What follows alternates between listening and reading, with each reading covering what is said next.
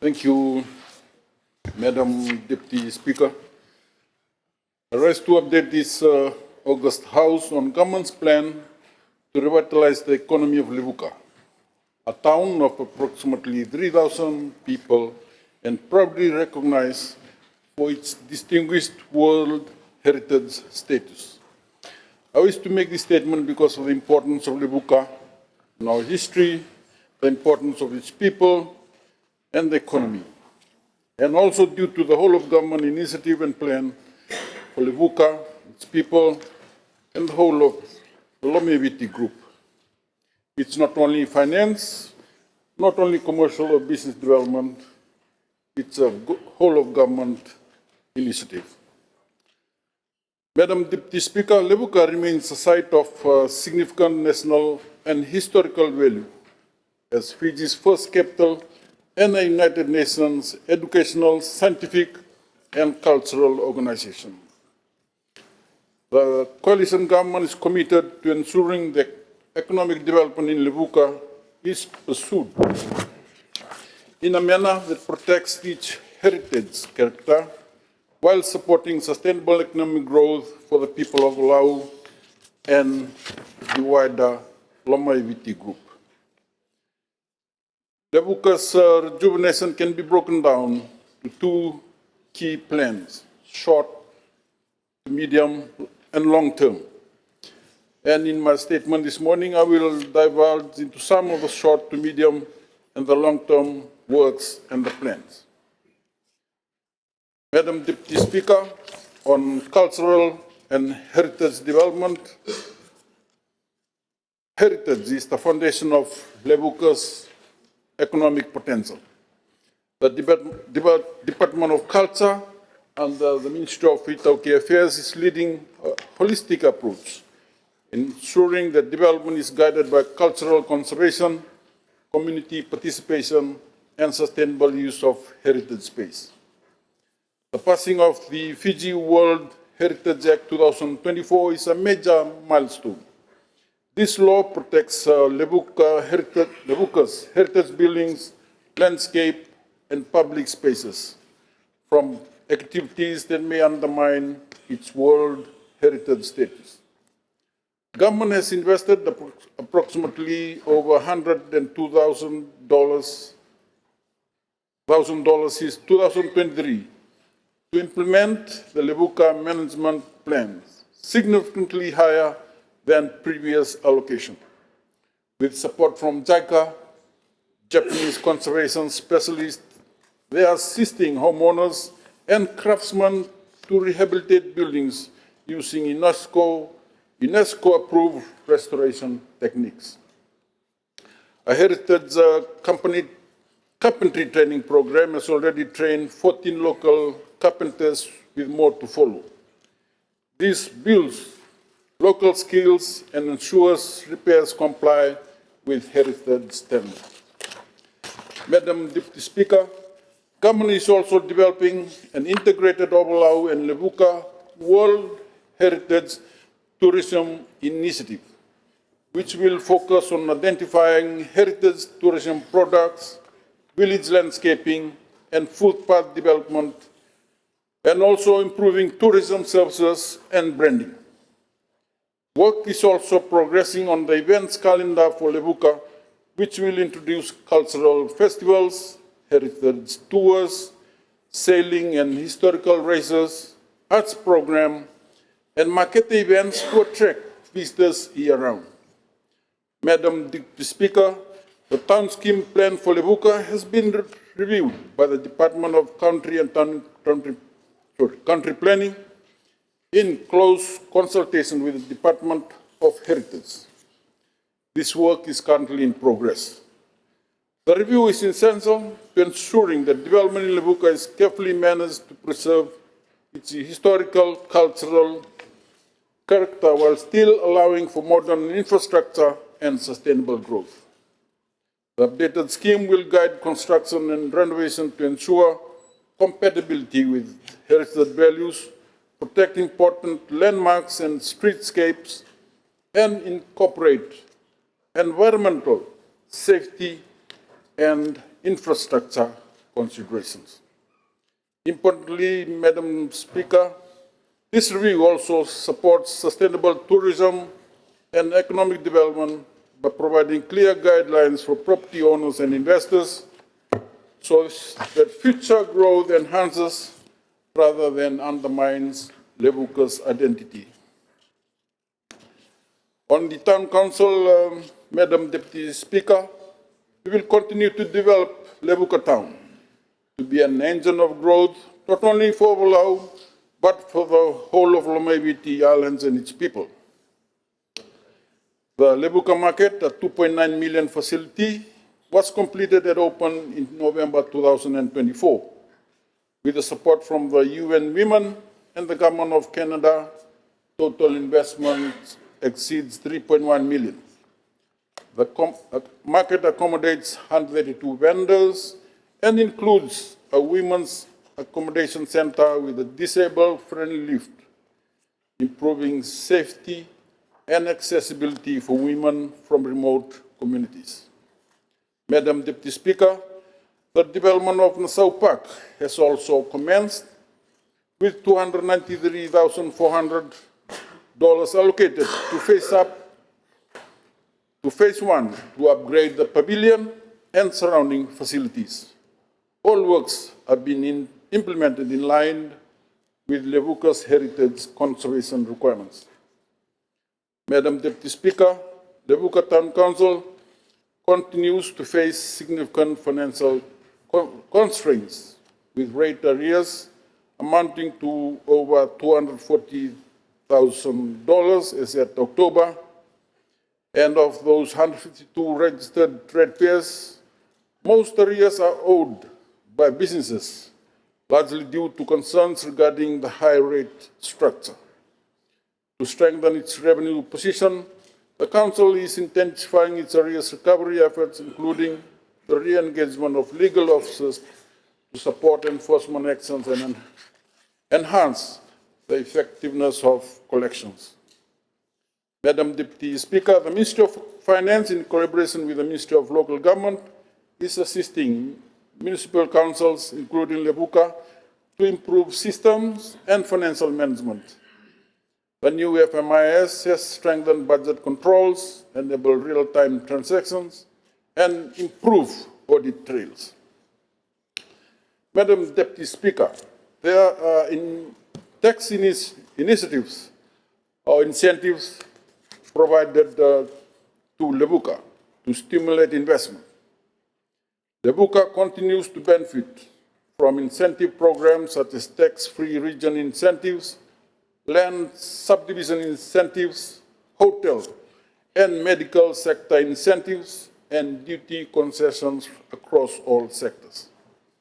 Madam Deputy Speaker, Government remains committed to supporting PEFCO, or the Pacific Fishing Company's operation.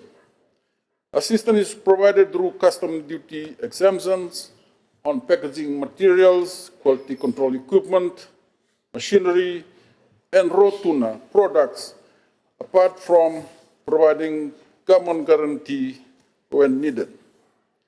Madam Deputy Speaker, PEFCO continues to play a pivotal role in the economic and social fabric of the Lomaiviti province. As the largest single employer in Levuka and its surrounding islands, PEFCO provides employment to more than 1,000 workers and remains a pillar of Levuka's economy. Its operations supports households, sustain local businesses, and contribute significantly to the town's overall economic stability. Despite the decreasing supply of tuna to the factory, PEFCO continues to diversify its product and is working with financiers to invest in updating and improving its infrastructure and processing lines to increase efficiency and boost production. The company continues to develop products that will appeal to customers as they strive to secure not only local but more international customers. The Ministry of Fisheries, by its Mnister, is assisting in procurement of tuna stock from our neighboring Pacific Island countries. As part of the future strategy, government is assessing targeted initiatives for heritage-based businesses, special SMSE support, including micro grants and loans, feasibility of parcel or full tax-free zone designation for Ovalau to stimulate population retention and business expansion. Madam Deputy Speaker, I welcome the opportunity to highlight the major infrastructure work currently underway in Levuka, which are central to revitalizing the town and supporting surrounding communities.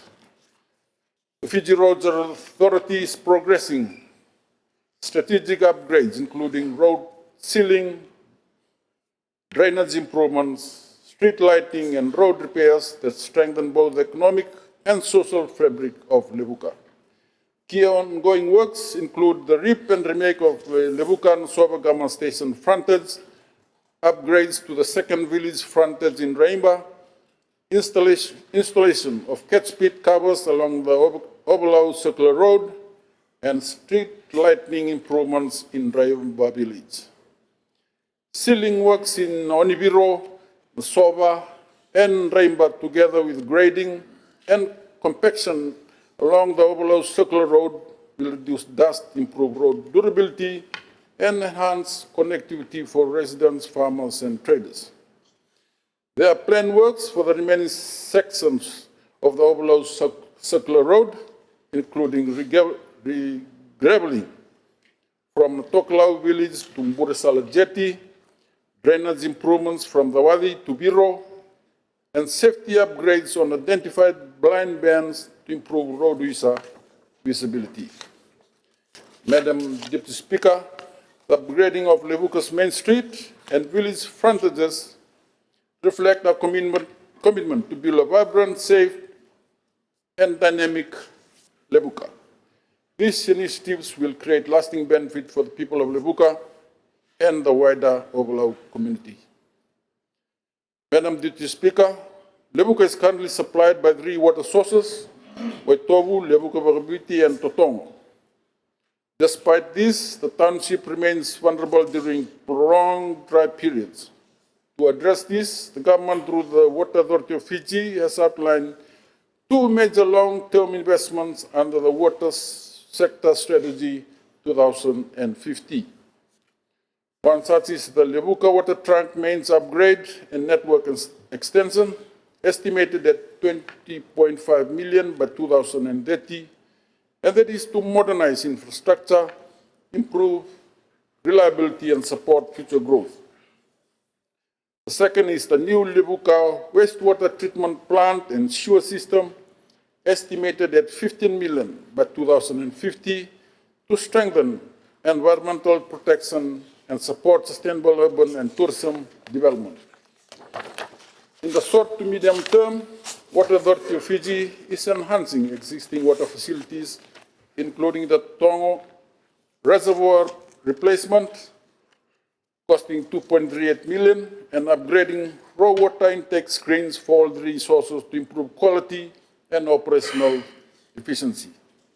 Additional water sources are being investigated to ensure climate resilient supply. On wastewater, Water Authority of Fiji will revise the wastewater management plan in 2026-27 to align infrastructure with modern standard, population growth, and Levuka's heritage obligations. Madam Deputy Speaker, these initiatives demonstrate government's commitment to providing Levuka with resilient, sustainable water and wastewater infrastructure. Madam Deputy Speaker, on agricultural development, as we safeguard Levuka's world-renowned heritage, we must also prepare for the challenges of changing climate and rising energy costs. In this regard, the coalition government is supporting the Pacific First GCF Koika agrivoltaic projects with civil works valued at 1.4 million. This project will integrate solar energy and crop production, reduce Ovalau's diesel fuel and emissions by 57%, and create local employment and establish a research station that position Ovalau as a regional hub for renewable agriculture. Madam Speaker, to reduce our dairy import bill, the Ministry continues to strengthen the Dairy in Schools program, targeting boarding schools, and St. John's College in Ovalau is a key beneficiary, has received digger works, fencing materials, training, and 5 heifers to revive its dairy farm.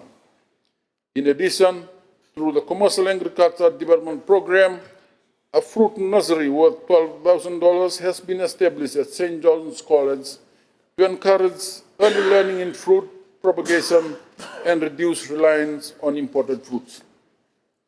Madam Deputy Speaker, the Ministry has also improved market access through the construction of 1.2 kilometers of farm access road in Loboni, benefiting around 50 farmers. Finally, to support youth and women farmers, the Ministry of Agriculture distributed 54,000 cover cuttings and 30,000 dal toppings to youth clusters across Ovalau, enabling increased participation in commercial agriculture. Madam Deputy Speaker, these targeted interventions reflect our commitment to strengthening Ovalau's economy, enhancing food security, and also building climate-resilient communities. Madam Deputy Speaker, on the long term, government, which involves some of the ministries and ministers, are looking at Levuka and, importantly, Ovalau through the Green Island Lands or concept or pilot project. It's in its conceptual stage, and a master plan needs to be done up to capture the development initiatives for Levuka and Ovalau. The master plan will represent high-impact, cross-sectoral initiative that aligns national development priorities with global sustainable trends. This concept demonstrates Fiji's leadership in innovative island transformation, heritage protection, disaster resilience, and climate action. And they're based on 4 key initiatives: climate-resilient infrastructure, 100% renewable energy grid, heritage-driven tourism hub, and electrified transport and organic agriculture. Madam Deputy Speaker, due to time constraints, I cannot delve into the details of the concept, probably at a later date, but the Ministry of Tauke Affairs, Ministry of Regional Development, Ministry of Local Government, Attorney General's Office, Ministry of Work, Ministry of Lands, Ministry of Forestry and Fisheries, and the Prime Minister's Office will all be involved. Madam Deputy Speaker, Levuka's economy will grow when its heritage is protected, its infrastructures strengthened, and its people are empowered. Through coordinated investments in heritage conservation, tourism development, agriculture, and infrastructure, government is ensuring that Levuka remains a thriving World Heritage Town, economically vibrant, culturally rich, and resilient for the generation to come. Levuka is not only a treasure of Fiji's past, it is a cornerstone of our future. Thank you, Madam Deputy Speaker. Thank you very much, Minister for Finance, Honourable Immanuel.